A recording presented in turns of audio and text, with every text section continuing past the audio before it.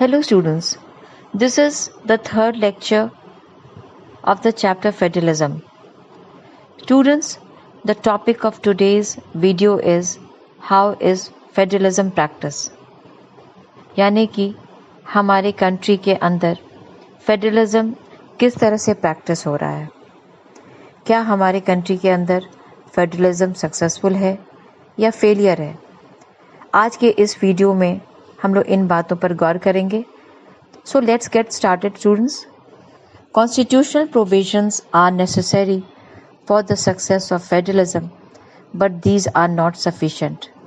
If the federal experiment has succeeded in India, it is not merely because of the clearly laid out constitutional provisions. The real success of federalism in India can be attributed to the nature of democratic politics in our country. यानी कि हमारे country के अंदर अगर federalism successful है तो केवल इसलिए नहीं है कि हमारे कॉन्स्टिट्यूशन में बहुत ही क्लियरली पावर डिवीज़न जो है सेंटर स्टेट का और लोकल गवर्नमेंट का वो मेंशन्ड है, बल्कि मेन कारण यह है कि हमारे कंट्री के अंदर डेमोक्रेटिक पॉलिटिक्स प्रैक्टिस होता है।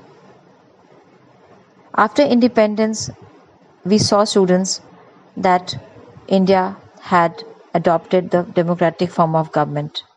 हमारे यहाँ आज़ादी के बाद डेमोक्रेटिक फॉर्म ऑफ गवर्नमेंट है और डेमोक्रेसी जो है वह पावर शेयरिंग पर बेस्ड होता है।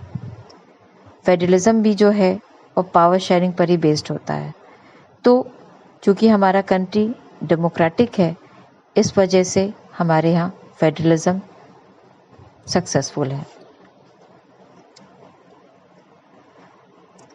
हमारी कंट्री के अंदर डेमोक्रेटिक पॉलिटिक्स प्रैक्टिस हो रहा है और फेडरलिज्म हमारे यहाँ सक्सेसफुल है।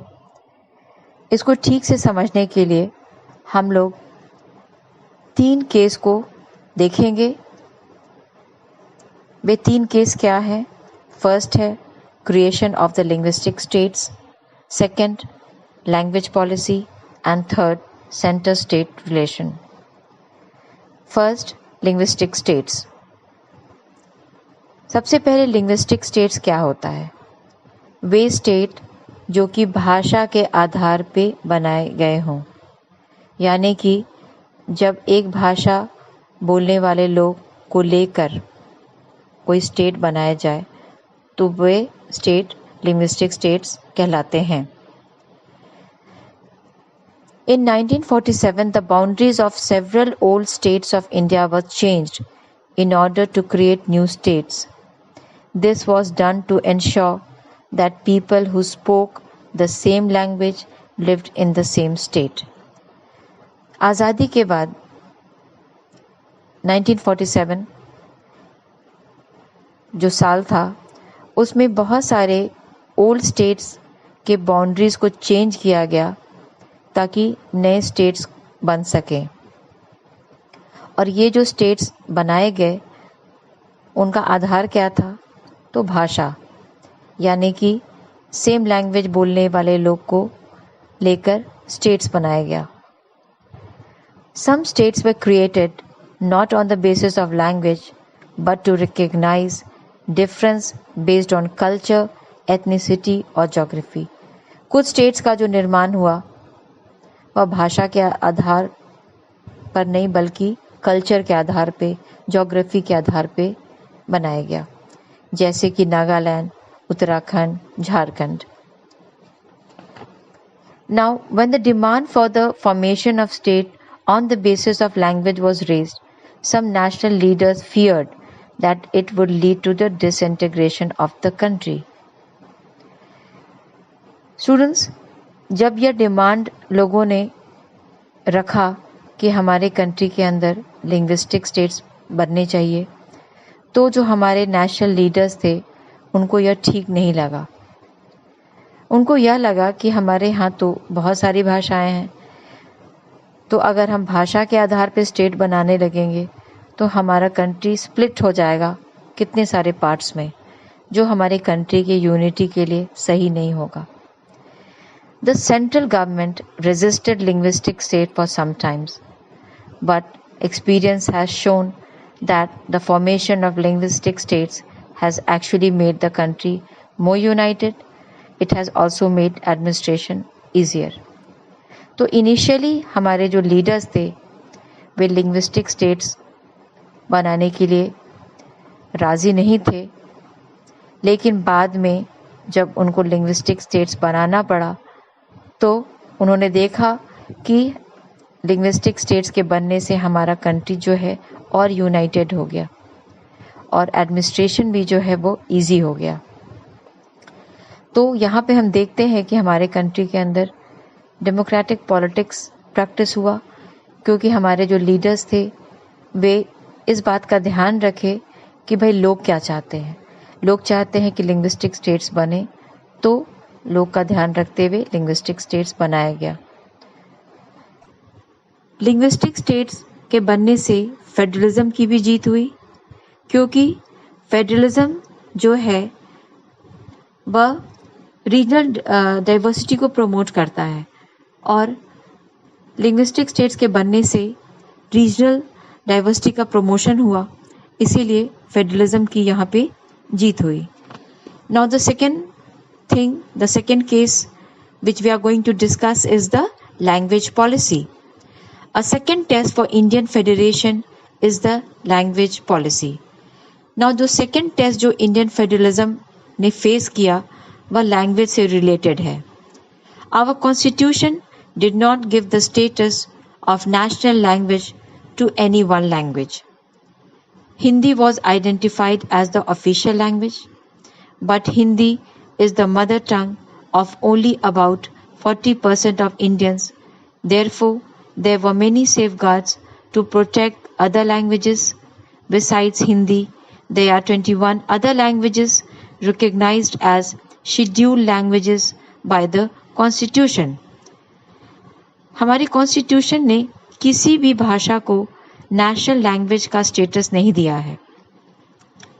हमारे कंट्री में बहुत सारी भाषाएं हैं, पर उनमें से कोई भी ऐसा लैंग्वेज नहीं है जिसको हम कह सकते हैं कि यह हमारे देश का नेशनल लैंग्वेज है।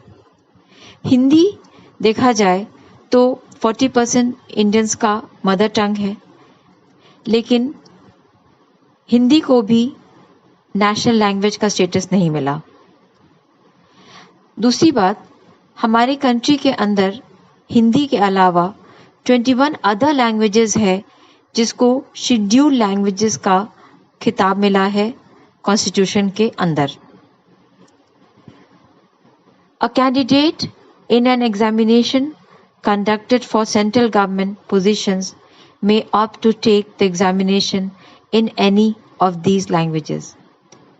यानी कि ये जो 22 लैंग्वेज जिसको हम शेड्यूल लैंग्वेज बोल रहे हैं, इनमें से किसी भी एक लैंग्वेज में वह कैंडिडेट जो कि सेंट्रल गवर्नमेंट के जॉब के लिए एग्ज़ाम दे रहा है, वह अपना पेपर किसी भी एक लैंग्वेज में लिख सकता है। नेक्स्ट, अब हम लोग देखते हैं कि स्टेट्स जो है, स्टेट्स का ऑफिशियल लैंग्वेज क्या है। States too have their own official languages. Much of the government work takes place in the official language of the concerned states. Now states जो हैं इंडियन टेरिटरी में, इंडिया के अंदर, उनका अपना ऑफिशियल लैंग्वेज है और वे अपने स्टेट के ऑफिशियल लैंग्वेज में ही अपना अधिकतर काम करते हैं। Now students, next we'll be seeing what is the official language of the union. Students, NCERT में official language of the state तो clearly अच्छे से लिखा हुआ है, लेकिन official language of the union अच्छे से explain नहीं है। इस वजह से मैंने एक छोटा सा नोट तैयार किया है। तो हम लोग देखते हैं कि official language of the union क्या है। The official language of British India were English, Urdu and Hindi, with English being used for purposes at the central level. यानी कि आज़ादी के पहले ब्रिटिश इंडिया जो था उसमें इंग्लिश, उर्दू और हिंदी जो लैंग्वेजेस है वे ऑफिशियल लैंग्वेजेस थे। सेंट्रल लेवल पर इंग्लिश ही यूज हो रहा था for official purposes. The Indian Constitution in 1950 declared Hindi in Devanagari script to be the official language of the Union. आज़ादी के बाद जब इंडियन कॉन्स्टिट्यूशन बना तो उसमें यह था कि हिंदी जो है वही इंडियन यूनियन का ऑफिशियल लैंग्वेज होगा। However, for a period of 15 years from the commencement of the Constitution, that is from 1950 to 1965, the English language would continue to be used for all official purposes of the Union. यानी कि ये जो 15 साल था from 1950 to 1965, इसमें ये था कि इंग्लिश को भी अलाउ किया जाएगा कि वह official language of the union की तरह यूज किया जाए। However, many non-Hindi speaking states demanded that the use of English should continue. In many states, this movement took a violent turn. Now, अभी हमने देखा कि कॉन्स्टिट्यूशन में तो हिंदी को ही दिया गया था कि वो हमारे यूनियन का ऑफिशियल लैंग्वेज है, लेकिन ये भी कहा गया कॉन्स्टिट्यूशन के अंदर कि इंग्लिश अभी कंटिन्यू होगा 1965 तक। उसके बाद अगर पार्लियामेंट चाहता उसको फर्दर कंटिन्यूटी देना तो वो दे सकता था। तो ये बात जब जो नॉन हिंदी स्पीकिंग स्टेट्स थे उनको ये बात गवारा नहीं था, एक्सेप्टेबल नहीं था कि इंग्लिश का यूज 1965 के बाद हो सकता है बंद हो जाए और केवल हिंदी ही जो है वह यूज होगा as the official language of the union. तो बहुत सारे सदर्न स्टेट्स में स्पेशली violent activities होने लगा। The central government responded by agreeing to continue the use of English along with Hindi for official purposes. Now, central government जो थी उसने देखा कि जो नॉन हिंदी स्पीकिंग स्टेट्स हैं वो बहुत ज़्यादा परेशान हैं, बहुत ज़्यादा वायलेंट हो रहे हैं, तो उसने डिसाइड किया कि ठीक है हम लोग 1965 के बाद भी इंग्लिश को हम लोग यूज़ कर सकते हैं as the official language of the union along with Hindi. तो हमने देखा कि official language of the union हमारे कंट्री के अंदर क्या है। Now promotion of Hindi continues to be the official policy of the government of India. Promotion does not mean that the central government can impose Hindi on state where people speak a different language. Now, हमारे constitution में ये भी है कि हिंदी को promote करना है, क्योंकि अगर हमारे कंट्री में एक भाषा ऐसा हो जो सब जानते हैं तो उससे कंट्री की यूनिटी बढ़ती है। तो ऐसा सोचा गया बाय द कॉन्स्टिट्यूशन मेकर्स कि हिंदी का जो प्रमोशन है वो होते रहना चाहिए, लेकिन उस प्रमोशन में ऐसा नहीं था कि कोई भी किसी भी स्टेट पर हिंदी को इम्पोज किया जाएगा। The flexibility shown by the Indian political leaders helped our country avoid the kind of situation that Sri Lanka find itself in. Now यहाँ पे हम देखते हैं कि हमारे इंडियन लीडर्स जो थे वह डेमोक्रेटिक पॉलिटिक्स का प्रैक्टिस करते हुए उन्होंने कभी भी हिंदी को इम्पोज करने की कोशिश नहीं की बाकी स्टेट्स पर। वैसा स्टेट जहाँ पे हिंदी नहीं बोला जाता है वहाँ पे ऐसा प्रयास नहीं हुआ कि उस पे इम्पोज किया जाए। तो ऐसा करके हमारे यहाँ डेमोक्रेसी की भी जीत हुई और फेडरलिज्म की भी जीत हुई। श्रीलंका में हम देखते हैं कि वहाँ पे 1956 में केवल सिन्हाला लैंग्वेज को ऑफिशियल लैंग्वेज माना गया। तमिल लैंग्वेज को कोई भी कहा जाए तो उसको कोई स्टेटस नहीं दिया गया।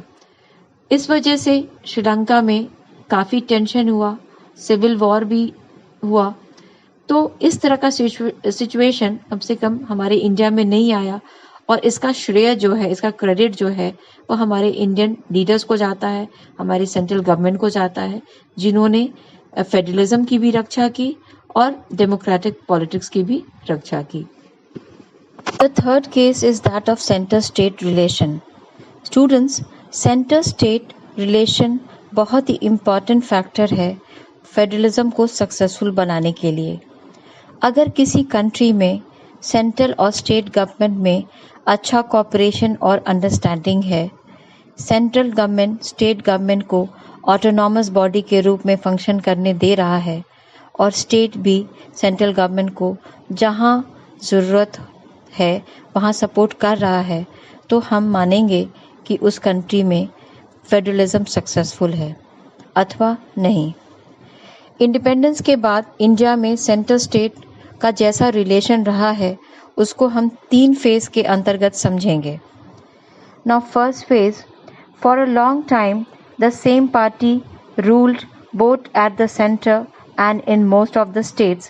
This meant that the state government did not exercise their rights as autonomous federal unit.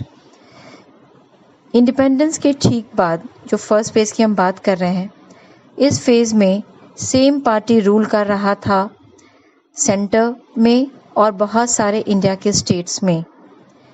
ऐसे में क्या हुआ कि स्टेट गवर्नमेंट जो था वह ऑटोनॉमस तरीके से फंक्शन नहीं कर पा रहा था, वह सेंट्रल गवर्नमेंट या अपने पार्टी हाई कमान के अनुसार ही काम कर रहा था। इसीलिए इस फेज में फेडरलिज्म इंडिया में वीक था। Second phase, as and when the ruling party at the state level was different, the parties that rule at the center tried to undermine the power of the states. In those days, the central government would often misuse the constitution to dismiss the state government that were controlled by rival parties. This undermined the spirit of federalism. Now, second phase की हम बात कर रहे हैं। Now, इसमें क्या हुआ कि डिफरेंट पार्टी रूल कर रहा था सेंटर पे और स्टेट्स पे। इस फेज में जहाँ कुछ स्टेट्स जहाँ पे वही पार्टी था जो कि सेंटर में था, वे ऑटोनॉमस तरीके से फंक्शन नहीं कर पा रहे थे। उन स्टेट्स में जहां सेंट्रल गवर्नमेंट और स्टेट गवर्नमेंट में डिफरेंट पार्टी था, वहां सेंट्रल गवर्नमेंट स्टेट गवर्नमेंट को हटाने के लिए सभी पॉसिबल प्रयास करते थे। इस तरह से हम देखते हैं कि इस फेज में भी इंडिया के अंदर फेडरलिज्म वीक है। Now the third phase, all this changed significantly after 1990. This period saw the rise of regional political parties in many states of the country. This was also beginning of the era of coalition government at the center. Since no single party got a clear majority in the Lok Sabha, the major national parties had to enter into alliance with many parties, including several regional parties, to form a government at the center. This led to a new culture of power sharing and respect for the autonomy of the state government. Students, इस third phase में क्या हुआ कि बहुत सारी state parties और regional party का growth हुआ और अब एक ऐसा दौर आया जिसमें कोई भी सिंगल पार्टी के लिए अपने दम पर सरकार बनाना पॉसिबल नहीं था। इसलिए उनको स्टेट पार्टीज या अदर नेशनल पार्टीज के साथ मिलकर कोलिशन गवर्नमेंट बनाना पड़ता था। नाउ कोलिशन गवर्नमेंट के एरा आने से अब सेंट्रल गवर्नमेंट स्टेट गवर्नमेंट पर अनावश्यक दबाव नहीं डाल सकता था, क्योंकि इससे उसकी कोलिशन गवर्नमेंट ही खतरे में पड़ सकती थी। इस फेज में पावर शेयरिंग का एक नया कल्चर आया जिसमें सेंट्रल गवर्नमेंट स्टेट गवर्नमेंट के ऑटोनॉमी को रिस्पेक्ट देना शुरू कर दिया। This trend was supported by a major judgment of the Supreme Court that made it difficult for the central government to dismiss the state government in an arbitrary manner. Thus, federalism thus federal power sharing is more effective today than it was in the early years after the constitution came into force. तो हम क्या देखते हैं कि supreme court का भी judgement आया. अब सेंट्रल गवर्नमेंट के लिए डिफ़िकल्ट हो गया, वह स्टेट गवर्नमेंट को डिसमिस करने के लिए उसके पास बहुत ही ठोस कारण होना आवश्यक था. इस तरह से फेडरल पावर शेयरिंग आज हमारे कंट्री में ज़्यादा सक्सेसफुल है. इंडिपेंडेंस के ठीक बाद बहुत सारे सालों तक ऐसा नहीं था. That's all for the class today, students. Thank you.